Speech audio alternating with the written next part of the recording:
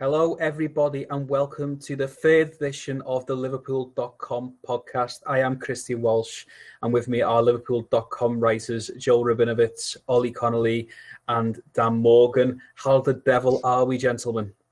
It's our birthday. It is our birthday. I feel young. Liverpool.com is 1 year old today. We're recording this on Tuesday, July the 9th, 2019. It started. I went on YouTube to sort of have a little look because I was playing you the video. Does anyone know why Stevie Wonder just released a happy birthday song?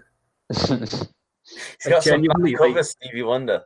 It's like whose fault was this? You know, just is this sort of R&B singer, sort of an absolute legend of the music industry? Let's sing a song about happy birthday. It felt like it was bold to take on the timeless classic of Happy Birthday to You, but it felt like it's worked. I think we should devise a Liverpool song to Happy Birthday, because then it just ruins it for every other fan base. Like we ruined Shakin' Stevens for Everton. So I think if we do Happy Birthday, then we've got every angle covered. I don't know. I think I'll let it's you play a while the hour goes. It's I'm just looking at it. Genre. I'm on the Wikipedia page. Genre 553. But anyway, yeah. Happy birthday to us, as Stevie Wonder would say. I don't know if that was even the line, but there we go. As you can tell, we're in a really good mood because Liverpool are still the champions of England, the champions of Europe, the champions of the world. So what we're going to crack on with this week, we're going to talk a little bit about what's in the news, and God, there's been a fair bit in the news. Let me tell you that. And then we're also going to have a little look at what happens next over the next 4 games.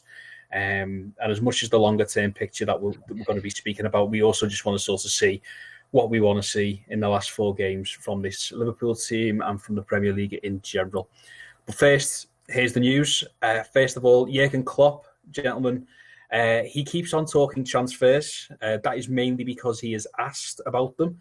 And that is mainly because people do want to know about them.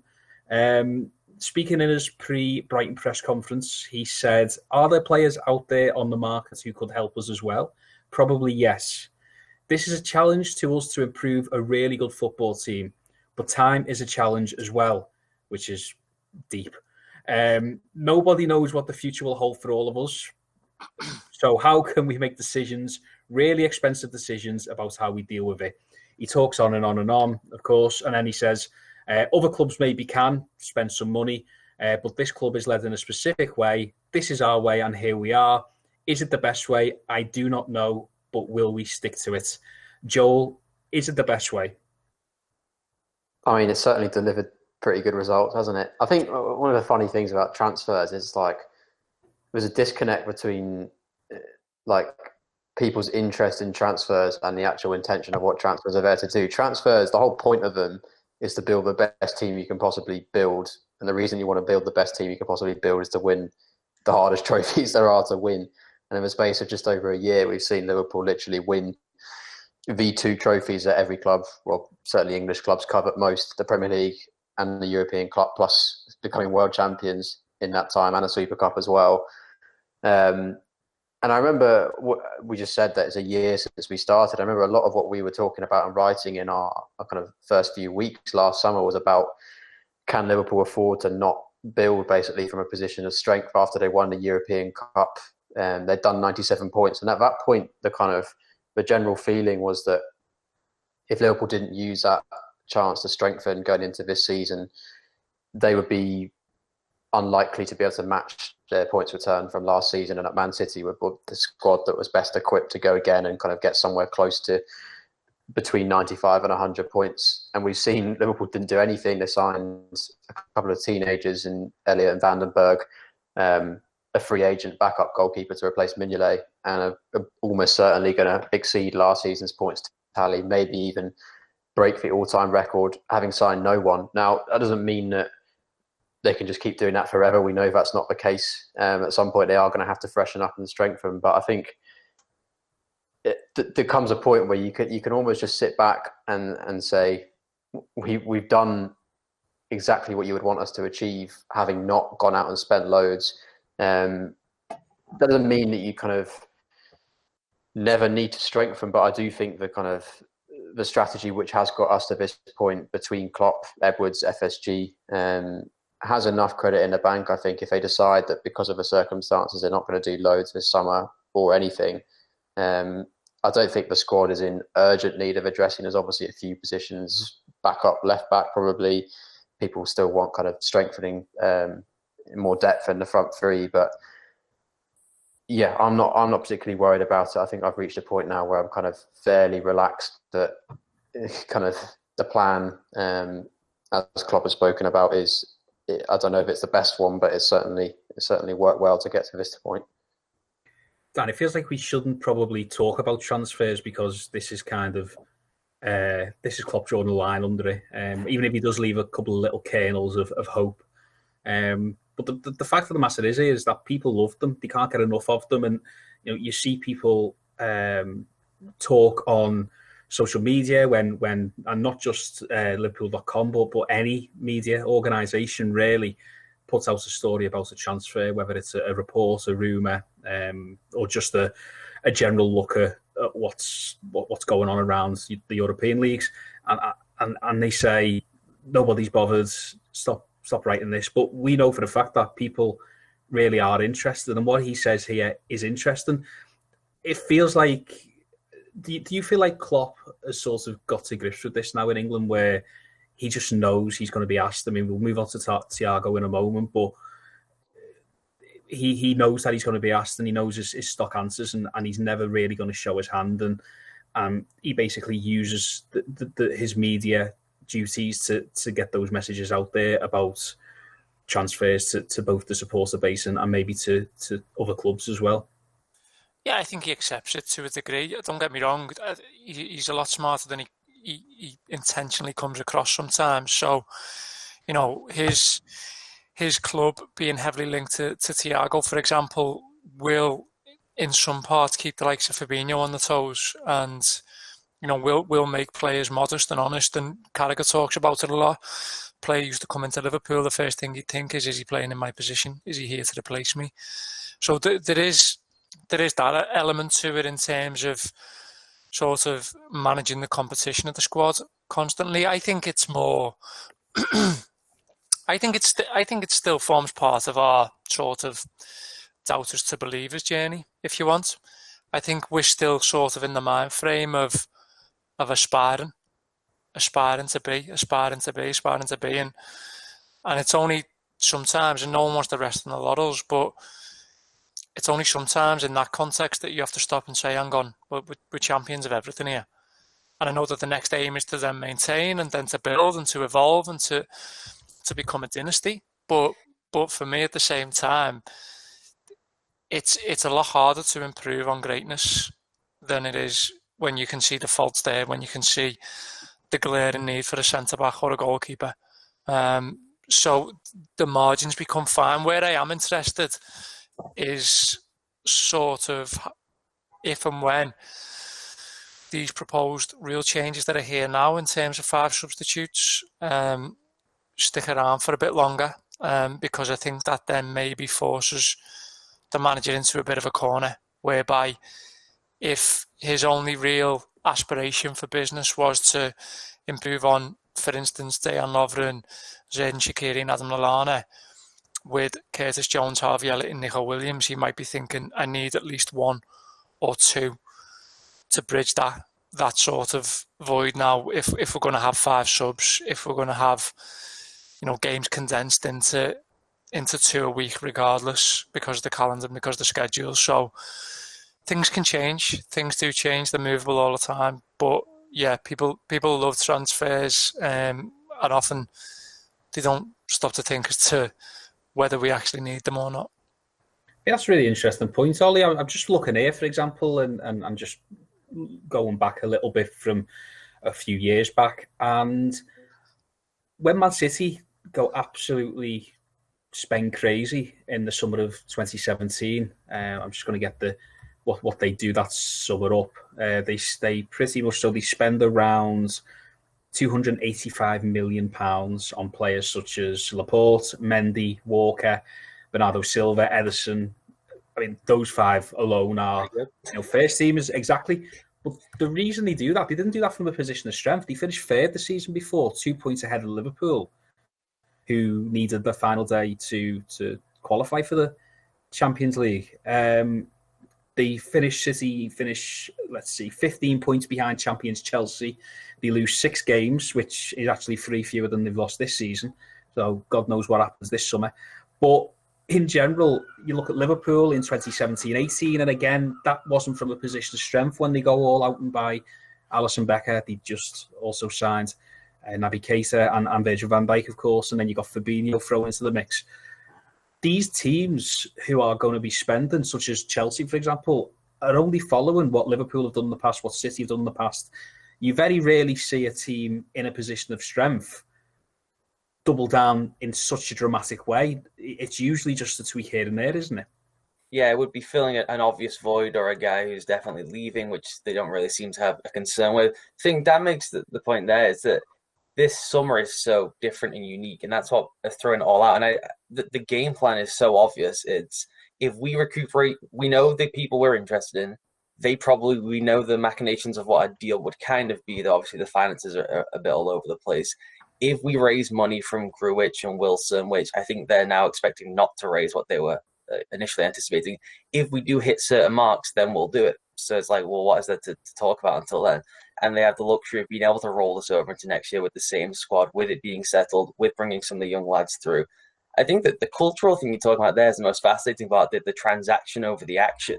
It's like some people just don't watch the games, and they would prefer to play like a real-life mind football manager rather than just going and playing football manager. They like the idea of, players, prospects, can be anything. It's like a fantasy. It's great. It's like, well, plus the I called it culture of I was on him first, so I'm just going to hammer this forever until we get player X because I called that first and he's great. I called it. I find it peculiar. It's like the team has now scaled the mountain. This is the whole point of it. It's like enjoy what's happening right now, and have some faith and trust that it can sustain. And the model, as I've written about this week, is fungible. The idea that they're just going to keep doing what they did before is silly. They were never in this position before. They could never go and get Thiago before.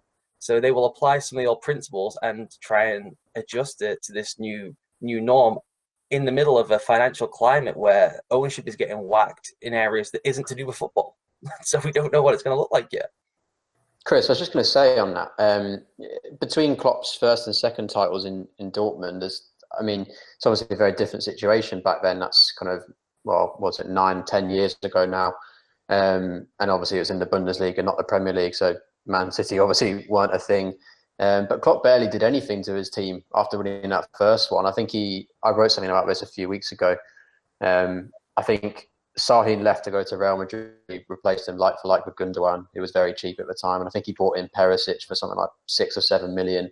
And that was it. That was his 2 main signings. He basically went again with the same squad, at which point Lewandowski, I think, had only scored like 5 or 6 goals in his first season and then sort of exploded in the second one.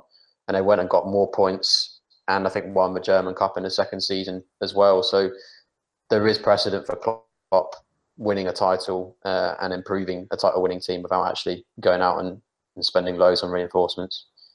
And I think a big part of that is the age profile, is that when you initially do the business, is the reason you target lads in that age profile is that you can have them and try and have some kind of continuity in an age where teams don't have continuity. And you can have a 4 or 5 year run with those lads. They front-loaded the spending. They probably didn't want to spend all that money on Alisson and Van Dijk based on their other spending patterns, but realize we can do that. And if we get the best in the world at 2 of the positions, then we're set for 4 or 5 years. So we don't have to go and spend 30, 40 every summer. We did it, I mean, look, there's no flies on us, Liverpool.com and every media organisation write about transfers. And I don't want to point a finger to fans and say, well, you shouldn't be interested in them, because they are. And we, to an extent, fuel that. Most certainly, it just feels to me sometimes fans want to win trophies to sign players rather than the other way around. So Liverpool win the Premier League and all of a sudden that strengthens their hand in the transfer market and gives a more exciting summer in theory. But that's not really how it should work. It should be the other way around. Just touching upon that, and you've all touched upon how this is a different market. People will obviously be looking at FSG here and sort of saying this is the second consecutive summer where they haven't signed from a position of strength, but it really does feel different at the moment, and you can't blame any organisation for going whichever way they feel is right. You look at even the transfer fees now. Timo Werner, obviously there was a release clause attached to that anyway, but I think he left for even lower than that.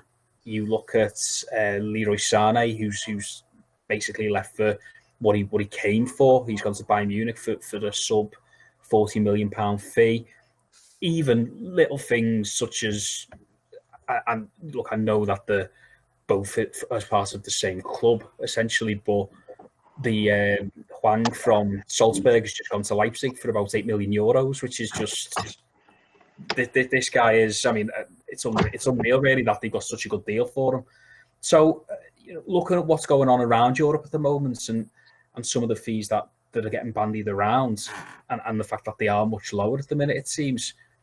Can anyone really blame them? And is this the point where you can only really assess what's going to happen at the end of the summer, where, okay, if every single team around the world has spent 150 million on new players, then fine. But let's just see how this market plays out first before anyone really judges them. I think so. I think we broke this down as well on the site, but there's probably a strong case to say that Liverpool could have raised something pretty close to 100 million through players they would have been expected to move on this summer. Ollie mentioned a couple of them there, Grujic and Wilson. You're probably looking in a normal market somewhere around 20 million, maybe even 25 million for the pair. Origi's a really interesting one. I know, again, Ollie's written about him this week, and I think in normal circumstances, if none of this pandemic had happened, almost certainly, I think if there were good offers, I think we probably would have been inclined to try and move him on and buy someone more suited to the style of play.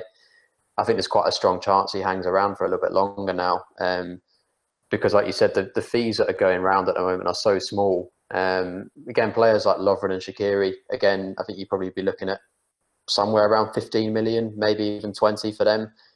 You'll probably be lucky to get half of that now, and it's kind of there's a bit of a cost benefit thing to Liverpool today.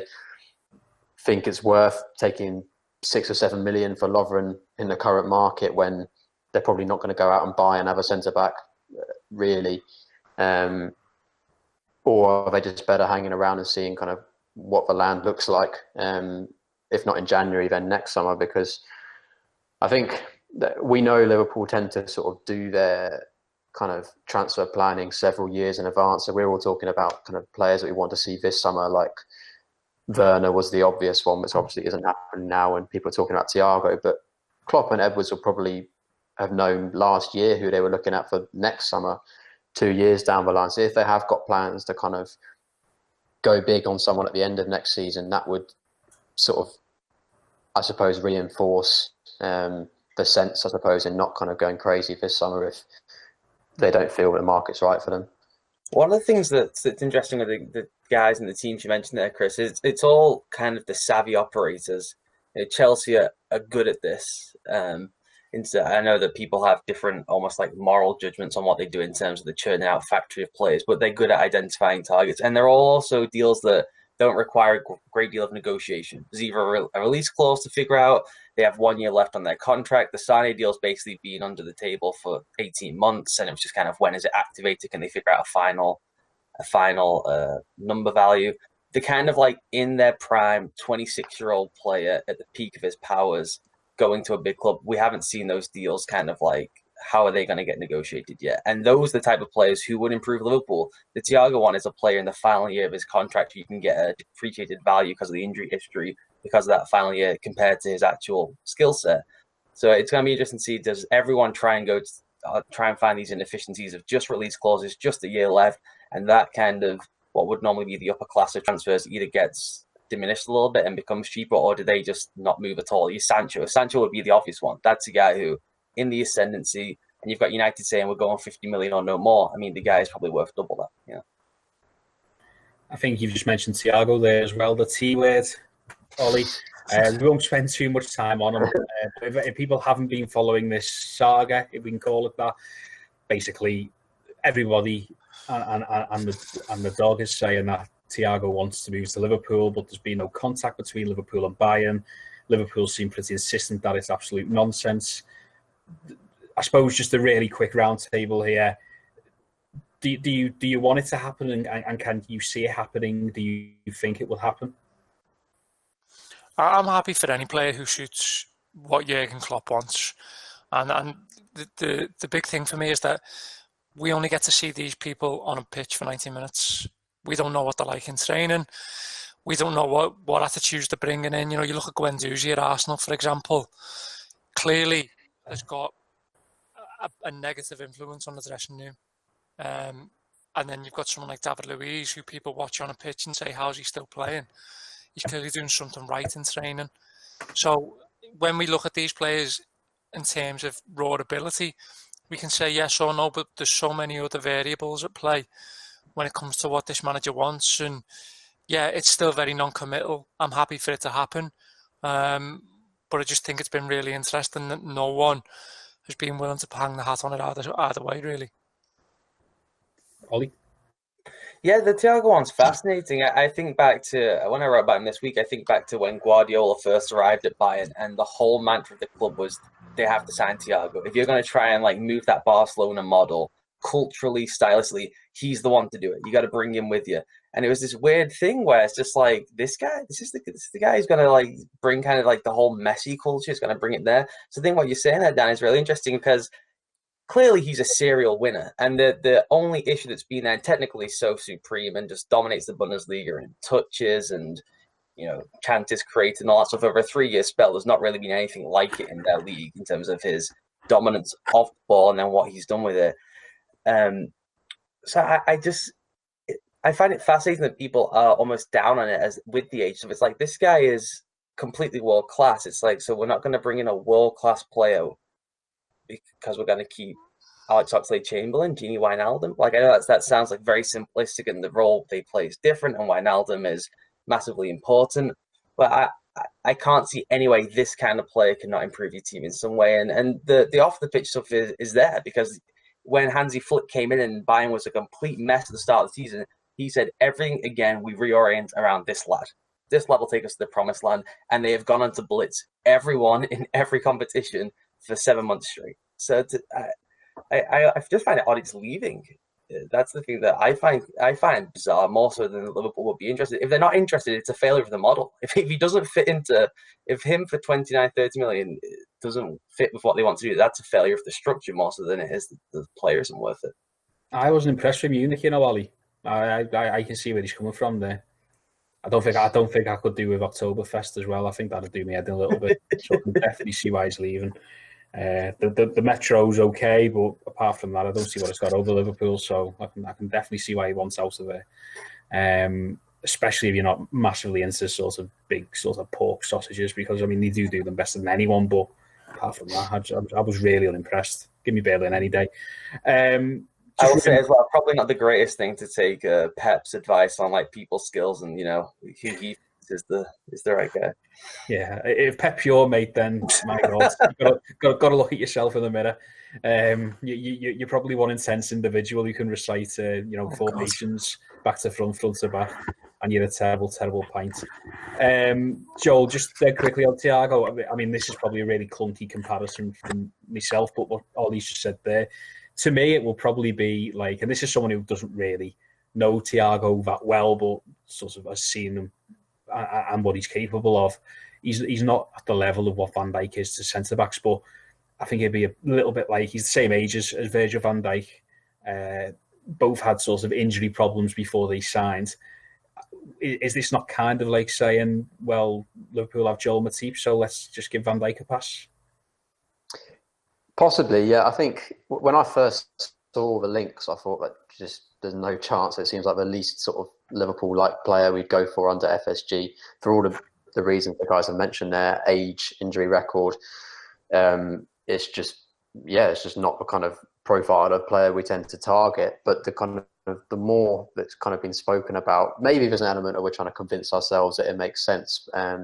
But I do think that there is something in the argument that all of the transfer planning kind of under Klopp really has been to try and build Liverpool up from a team who were kind of initially kind of Europa League mid-table standard into a top 4 team, and then from a top 4 team into a team that could challenge for European clubs and a league title.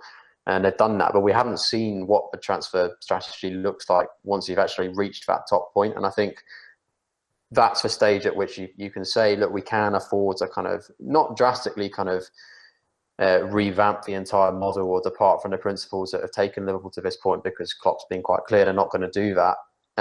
But I do think you can make 1 or 2 allowances if the right thing comes up. And I think this, you can say all the stuff about age and injury record, but the facts are he has been, for kind of the best part of the last decade, one of the top 5 probably central midfielders in the world. So if you could get him for 35 million, which is a fee that's been spoken about, keep him fit, and then even if you got 2 or 3 seasons out of him at a really high level, I think it's very hard to argue with. I think he can play a couple of different positions. He probably could play that number 6 role, obviously in a very different way to how Fabinho or Henderson do it. But he's a bit more of a dribbler, and kind of his passing and his technique is incredible. So I would love to see it happen, basically, not least because it would give us 2 weeks worth of content just to go ham on, which would be fantastic. Whether I actually think it will happen, I don't know. I'm more inclined to think there's something in it than I was to begin with, just because, like you said, it's not really been emphatically dismissed by anyone, including the manager himself, who was very kind of, I thought, quite coy about it when he was asked in the press conference. But yeah, it's kind of a wait and see thing. I do wonder if there's a little bit of a Wijnaldum question there, because it's felt like it's just an inevitability for a while that he'd sign this extension, but it still hasn't happened. It may happen in the next few weeks. It may have already been done and they're just waiting to announce it, but it might not. Time's ticking though. Mm-hmm. Yeah, and if it gets to sort of October, November, December, you can sign a pre-contract at a new club in January. And I think if you're looking in terms of profile, age, skill set, if you could bring in Thiago as a like-for-like Wijnaldum replacement, then maybe that's something they're considering. I'm not sure. The Thiago move, more so than Van Dijk, would strike me similar to when United went and got Van Persie. It's like, look, we wouldn't normally do this. We wouldn't normally be able to get this player, but this has just happened out of happenstance. Player likes our playing style, likes the manager. It's a great value for money. Let's just do it, and we'll figure it out because we're going to get a world-class player. I think it would fit that, where they probably didn't sit down a year ago, like Joel's saying, and plan, well, let's go and get Thiago and we'll rebuild the team around him. They probably just got a call that he would be interested now. And it's like, why wouldn't we look at that? And it won the Ice of the League that season, ultimately, because he was absolutely brilliant, Van Persie. We'll park transfers for this week anyway. Can't promise that we won't come back to them. No matter how much Jurgen Klopp says that nothing is going to happen, there will always be something floating around in the ether. Move on to IFAB now, which is a very cool acronym, I suppose, for a very boring function, which is the people who set the rules for football. Report in The Athletic this week says that they want the 5 sub rule to come back next season. This was obviously used for the end of this campaign in Project Restart, as well as across other leagues in Europe, as a way to ease players gently back in after 3 months off because of the COVID-19 pandemic. I'm going to go ahead and say this, really. I'm not a fan. I feel like it's going the wrong way. We'll talk about the ins and outs of that in a moment. Liverpool, and as of now, we're recording this before United play Aston Villa, but as of now, Liverpool and United are the only clubs who've used all 5 substitutes in all of their games since the restart.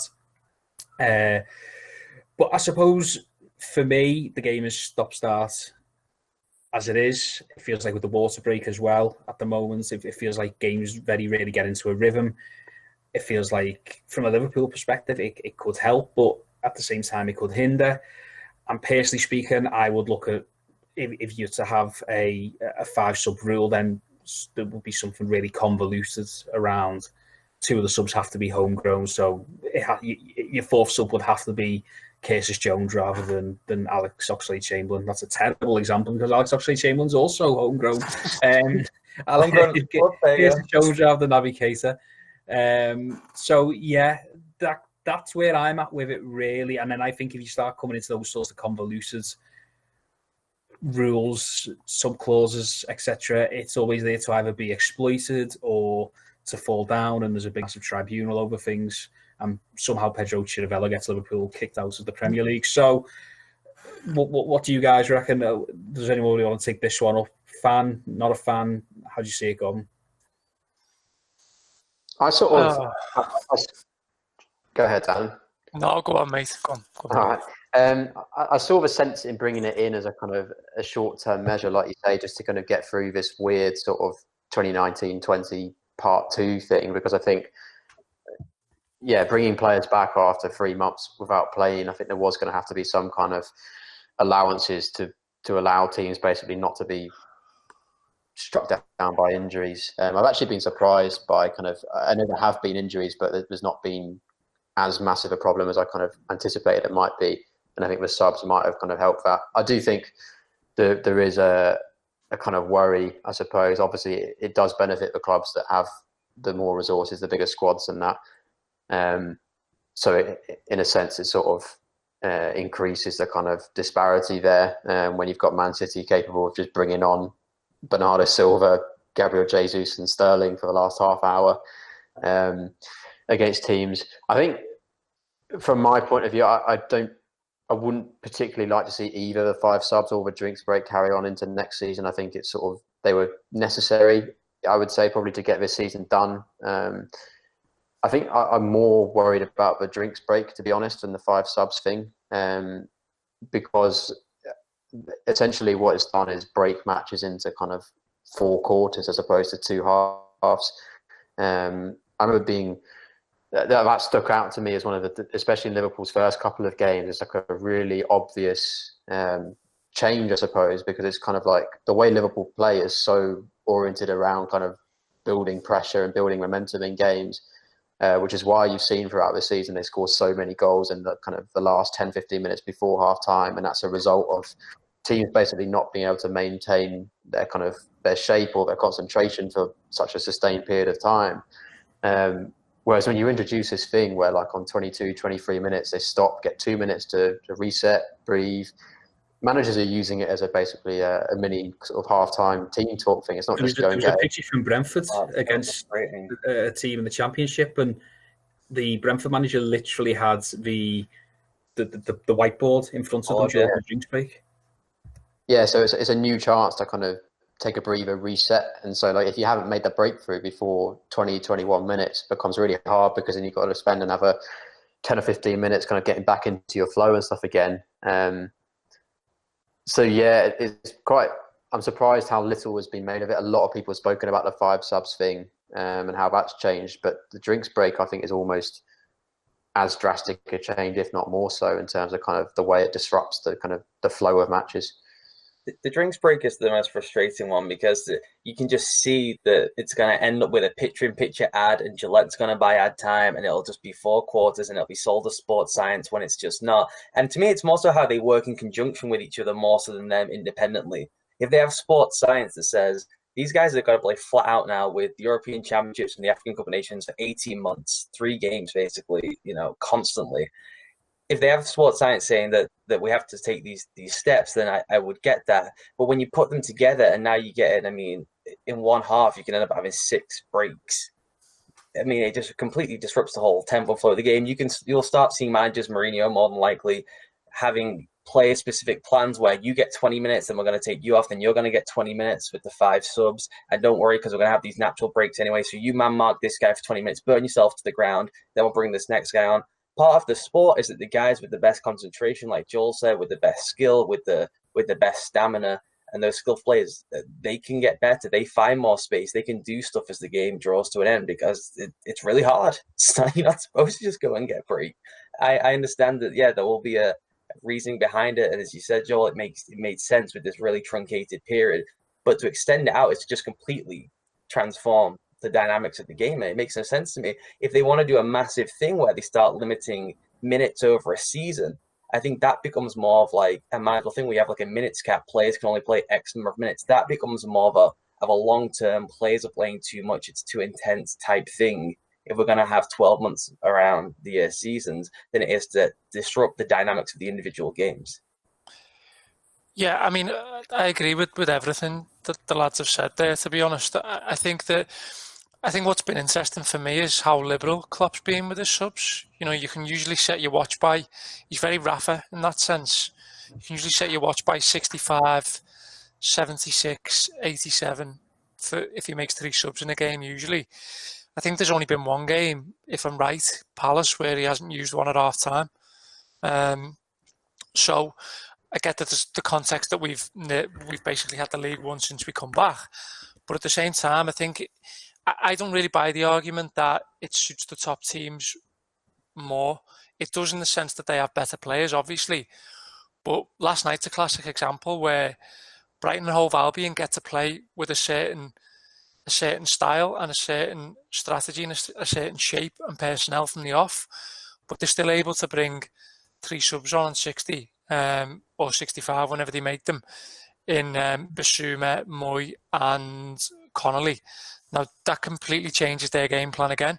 I think it suits the best coaches. It's no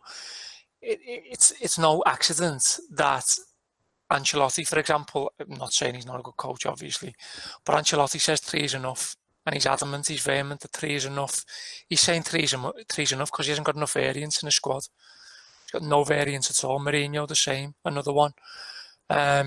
So I do think it does sort of show up squads in that sense, and I would like to see it go back to 3 for all the reasons the guys mentioned, but I have been surprised by just how much Klopp has used them. And Nico Williams, another good example, he gets to start because there's a 5 sub rule, I'd argue, and then he gets took off at half time because there's a 5 sub rule also, and also the fact that he's on a yellow card and stuff like that. But it all plays into the same outcome, the same realization that this is there in the background. And yeah, I agree with Ollie massively that I think in the end it'll just become too commercialised. You'll see players playing in quarters, players coming on to take a booking and then getting took back off, all that kind of stuff. So it's sort of, whilst it makes it more optional, it lessens the competition for me. Just as an aside, it makes it more of a mockery of the whole stoppage time thing, because in most of the games that I've watched so far, I think last night was actually an exception to that, because I think we had 4 at the end of the first half and 6 at full time. But it doesn't seem like because obviously they leave the clock to run during the drinks breaks, and obviously you're having more subs as well. But in nearly all the games I've watched, it doesn't seem like that's being taken into account. So you're getting 2 or 3 minutes at the end of the first half, when 2 of those minutes were when no football was being played anyway. I mean, stoppage time has always been a nonsense. I won't get into that, but it does feel mad that they're basically letting the clock run for an extra 2 minutes, and that doesn't get factored into what goes on at the end of each half.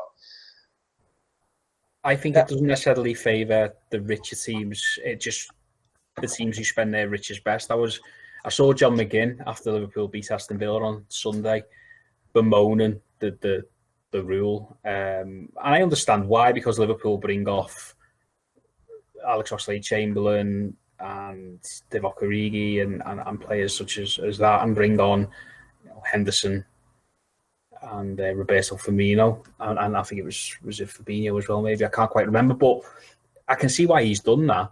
But at the same time, Aston Villa have spent 125 million last summer. Their bench should be better. It's not Liverpool's fault that ultimately Aston Villa have spent a hell of a lot more than Liverpool over the past, let's say, 24 months. It's not Liverpool's fault. It's very much at the feet of Aston Villa there that you haven't got the squads, and as Dan says, it's not about just necessarily the numbers, it's the variation. You've got a quick winger to replace another quick winger. You've got nobody who can change things. That's not on Liverpool. That's very much on Aston Villa. And you look at someone like Bournemouth, who are obviously down there. You look at their bench and the money they've spent. It's woeful. And maybe this will, if it does continue, it will focus minds and make people almost, their transfer strategy will not only revolve around the first 11, but also the the 9 on the bench. What is a good bench player ultimately? But I don't think it is. I think it'll just be teams throwing absolute money at it to just try and fill the bodies, and that's a big problem of it. I would say Liverpool have benefited though. Stat that we picked out yesterday after the Brighton game, but Mane and Robertson, who obviously came on, Mane after was 60, I think, and Robertson 45 again. What seemed like pre-planned of Mane at the very least. Made 8 key passes in their time on the pitch, which is the same as every other Liverpool player combined last night, which just shows you if you get those subs right against a tiring team, it can really, really change how it works. I mean, Joel, do you feel like this is going to be something that we see beyond 21, or is it going to be a one more season and done part of it?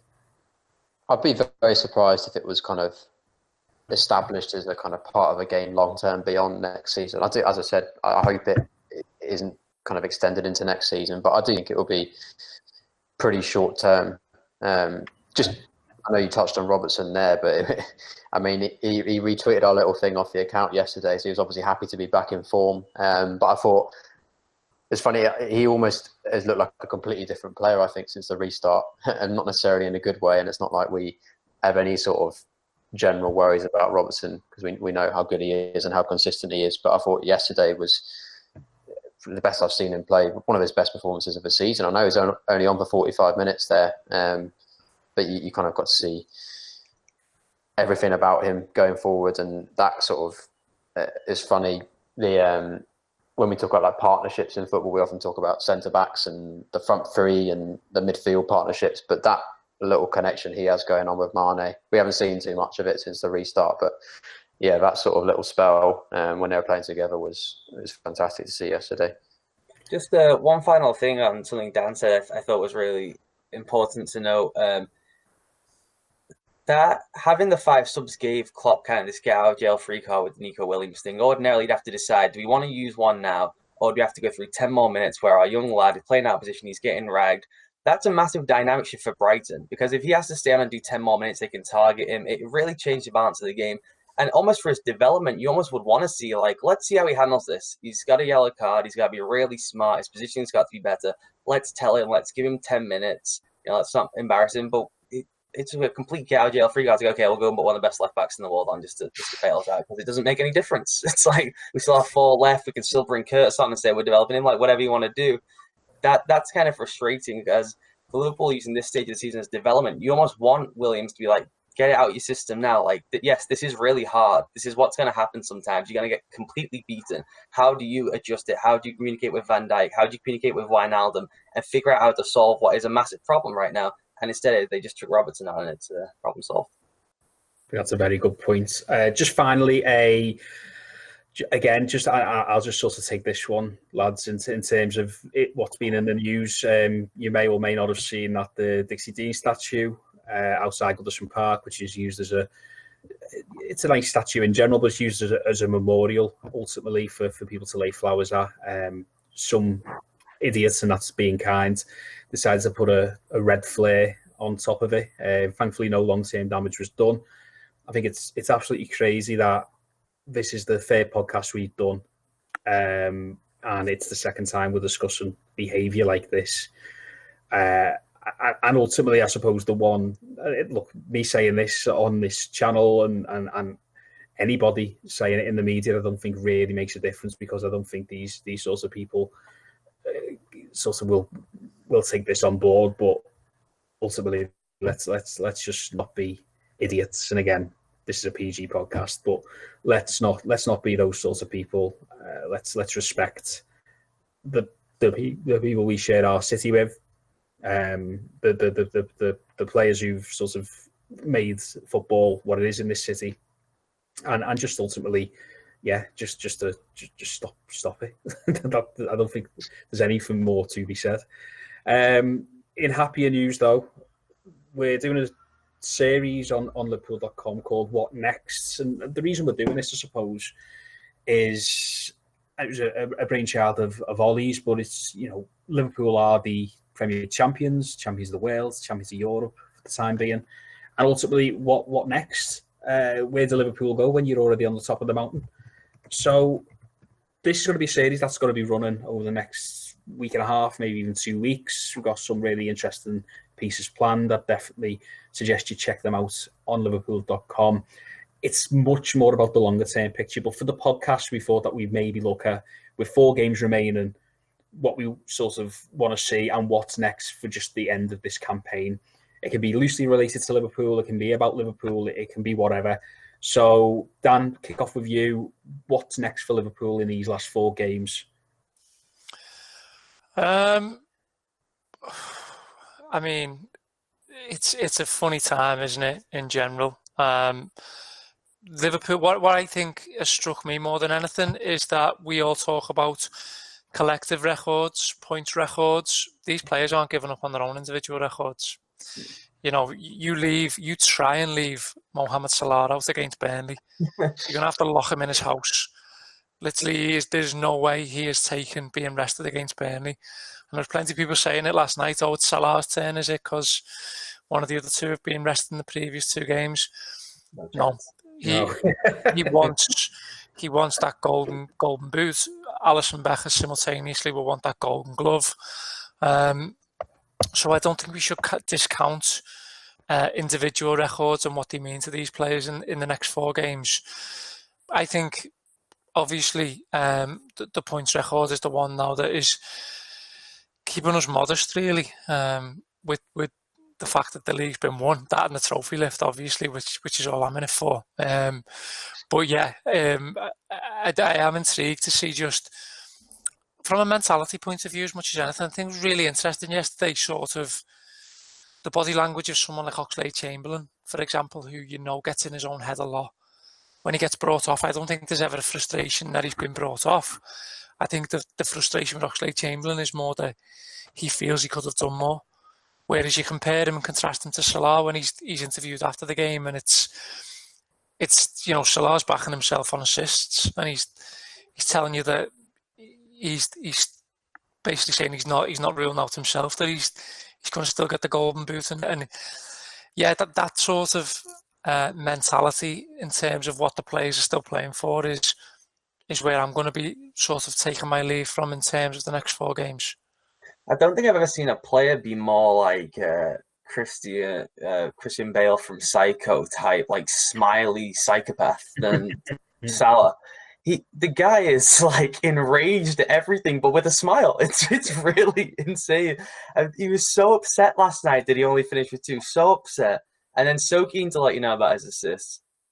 There's no chance he doesn't play every game the rest of the way. Now, all the idea of let's get Harvey out, let's try and rotate. There's no chance he doesn't play. There is that flicker, isn't there, where there's that little bit of anger when Mane doesn't pass to him or something like that, and then he sort of just the smile creeps back in his face. It's just sort of like, and he's thinking, "I'm going to get you in that dressing room." And I'm not passing to you. I'm going to finish with 28 by the end of the year. This is ridiculous. The guy is, yeah. What you just said there, Dan, as well, just throw it forward a little bit. I think 4-2-3-1 against Burnley feels almost inevitable. I feel the 2 in the midfield to sort of sweep up the second balls of Burnley's launch passes, and then getting maybe Mo Salah at the top of the front 4 just feels quite feels inevitable. Maybe to give Firmino a little bit of time in the 10 position, Mane, and then it's Shaqiri, it's Oxlade-Chamberlain, it may be Keita, Origi, Elliott, take your pick. Joel, how about you? What's next over the next 4 games? What do you want to see?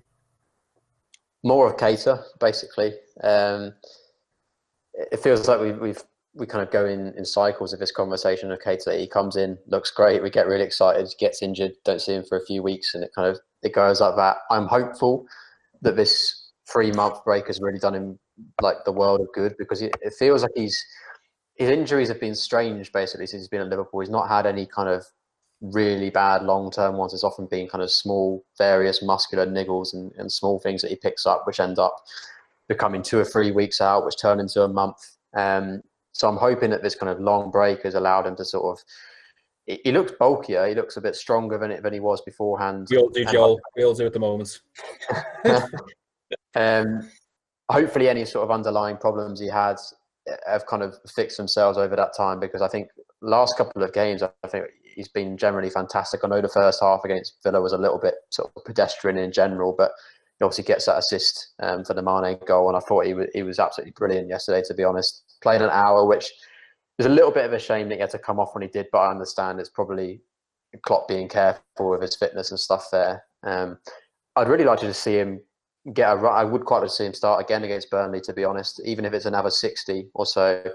Because I think the thing with Keita, that a lot of people forget that there's a perception that he's kind of perhaps lower down the pecking order than the likes of Wijnaldum and Henderson and Fabinho, and he probably is. But there's a lot of examples you could point to in, especially last season, where in very big games, when he's been fit, Klopp has gone with Keita. He started him at the Nou Camp away in the Champions League semi-final, started him against Napoli away. There's no trust issue there from Klopp, and he spoke about him in really glowing terms yesterday, that if he's fit, he's absolutely fantastic. He fits us to a T. So, yeah, these next 4 games heading into next season, it feels like he's kind of had 2 pretty similar broken up seasons where we've seen flashes of brilliance. I'd like to see that sort of extended into kind of him really kind of trying to force his way into that first choice midfield. Because if he plays like he does yesterday, he's got absolutely everything in terms of going forward. He's the trigger for the press. His dribbling ability, his through balls in behind. Some of his work off the ball was fantastic as well yesterday. Not just setting up a goal, but it was one where he kind of sprinted up into the left wing position and made a tackle, and then you see him popping up on the edge of Liverpool's own box, winning the ball back. So, yeah, basically fit Naby and kind of him finally sort of becoming a player that we all thought we'd sign, and we have seen bits of, but without the kind of the injury problems, I suppose. So Keita was mine as well, and as I put in the group chat last night, to most amusement, which, to be fair, is how you normally greet a lot of what I put in there. But I want to see Naby become Keita, and I'll just explain this a little bit. At the moment, Naby, and you just called him Naby, Joel. There's nothing wrong with that. Absolutely, no judgments here. But Naby is Naby. Naby is the player who plays in fits and starts. He's a little bit of a meme because, yeah, Naby, pops the ball off. He does some really cool things. Naby lad, all that sort of thing. I want him to become Keita. I want him to become one of the Premier League's real driving forces. I want him to have a surname which strikes fear into the hearts of other players. Obviously there's a bit of Mo, but he's Salah. He's not called Kevin, it's De Bruyne. And ultimately, I want Naby to become Keita, and that's pretty much it from me. That how that transformation happens, I don't know. I think Liverpool as a city in general, and I don't know if this extends anywhere else, but it feels like they have this thing about calling the footballers by the first names. Nando was Nando for a while, and then he became Torres. And I think once you get that first name, once you get that surname, and you're just known as Keita, that's when you're a serious prospect. And I think that's what he's got to become. He's got to go from Naby to Keita, which makes absolutely zero sense. But there we go. Ollie. Yeah, keeping Trent though, it's just easier. Trent's absolutely fine. I'll give Genie as well. There are some players that Curtis Jones is he's always going to be Curtis Jones. It's always going to be one of those names. But Naby's got to go. It's got to be Keita soon. How about you? I think that's the right one. I think last night what was interesting is when he plays with Wijnaldum, usually he's on the left of the eights, and last night he was on the right, which really encouraged more interplay between him and Salah, which was, they were unbelievable. The numbers are bonkers. Every time they were involved together, they created a chance.